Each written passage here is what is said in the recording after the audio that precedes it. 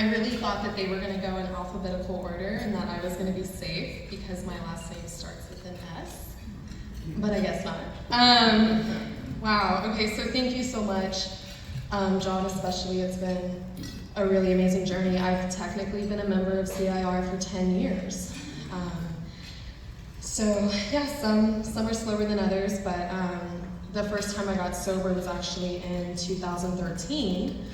And I had relapsed in 2014. So when I got sober the first time, I was going to Houston Community College, and CIR was really, getting off the ground, and John was running around everywhere with Barbara Dwyer, being super inspirational. And there was one time that they came to visit the halfway house that I was living in. And at that point, I was actually on felony bond. So when they came to speak to us, I was just convinced that I had ruined my life, that I was never going to finish school, that I was never going to get to go back to school, that I would never succeed in anything. And I begged my halfway house manager, I was like, please do not make me listen to John and Barbara. I know they're just coming here to tell me things that I'm going to miss out on and not get to do. I was devastated. Around that same time, somebody in my house brought me a speaker tape from somebody who had gone through what I went through. She had done the same horrible thing that I had done, and she made it through. And her speaker tape inspired me not only to go back to school, but to finish school.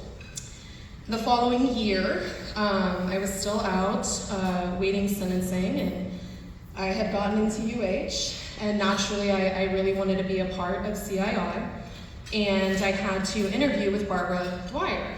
But Barbara, if you know her, she's not an alcoholic, she's a mom.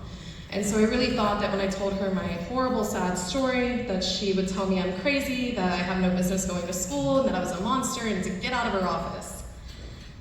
But that's not what Barbara said at all. I didn't know what to tell her, and I ended up opening up and telling her my story. And before I could finish the story, she started telling me the story of her sister-in-law. And the story of her sister-in-law was that speaker tape that gave me a will to live. I had no reason to think that I would ever meet this woman. Her speaker tape was from Florida. Not in a million years did I ever think that Barbara Dwyer was related to a woman who had inadvertently saved my life. And I knew right then and there that God had a hand in me coming to CIR. I was able to succeed in that semester in 2015, and I took a long vacation sponsored by the Texas Department of Criminal Justice, and for some reason they gave me email access before I even came home, and I was like, I wonder if John is still running around there doing what he does best, and sure enough he was. I was absolutely blown away, and I emailed him, and I was able to get back into UH before I even walked out of custody, which was insane. Who does that?